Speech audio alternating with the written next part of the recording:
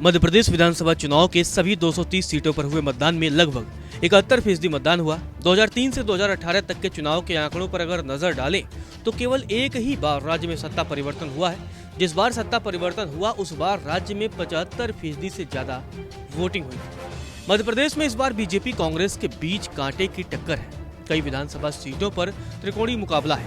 दोनों ही पार्टियों ने जीत के दावे किए हैं, लेकिन बागी और दूसरी पार्टी के उम्मीदवारों के कारण हार का भी डर सता रहा है।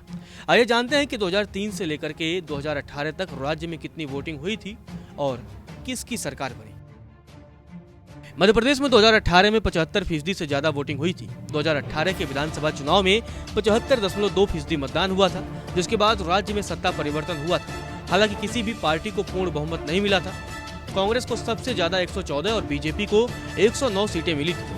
वोट शेयर की अगर बात की जाए तो 2018 में बीजेपी को कांग्रेस से ज्यादा वोट मिले थे।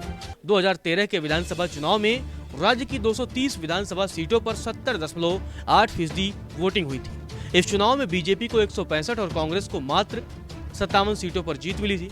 मध्य प्रदेश में 2008 के विधानसभा चुनाव में 69% वोटिंग हुई थी। 70% से कम हुई वोटिंग के बाद भी बीजेपी ने अपनी सरकार को बरकरार रखा था। बीजेपी को 143 और कांग्रेस को 71 सीटों पर जीत मिली थी।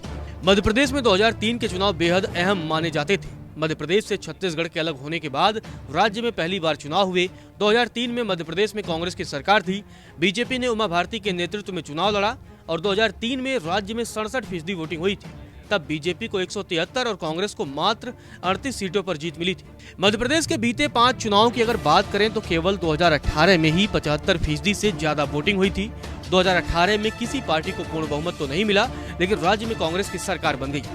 अगर आंकड़ों पर गौर करें तो यह साफ होता है कि 75% से ज्यादा वोटिंग राज्य में बदलाव का संकेत देती है। चलिए अब छत्तीसगढ़ की बात कर लेते हैं। छत्तीसगढ़ में दूसरे चरण के लिए 70 सीटों पर कुल 68% से अधिक मतदान हुआ। हालांकि 2018 के मुकाबले इस बार राज्य में कम वोटिंग हुई है। 2018 के विधानसभा चुनाव में 76.62% मतदान हुआ था, तब राज्य में सत्ता परिवर्तन हुआ था। वहीं इस बार 68.15% मतदान हुआ है। 2018 में छत्तीसगढ़ में अधिक वोटिंग हुई तो राज्य की सत्ता से बीजेपी बाहर हो गई और कांग्रेस की सरकार बन गई। मतलब यहाँ भी देखिए कि जब 75% से अधिक मतदान हुआ है तब सत्ता परिवर्तन हुआ है, और इस बार 70% से वोटिंग कम हुई है तो सत्ता परिवर्तन की जो आहट है उसकी संभावना बेहद कम दिखाई दे रही है। नमस्कार, मैं हूं मानक गुप्ता। अगर आपको हमारा ये वीडियो पसंद आया हो तो इसे लाइक और शेयर जरूर करें, और हाँ, हमें सब्सक्राइब और फॉलो करना ना भूलें ताकि आप देश और दुनिया की कोई खबर मिस ना करें। तो जुड़े रहिए हमारे साथ और देखते रहिए न्यूज़ 24।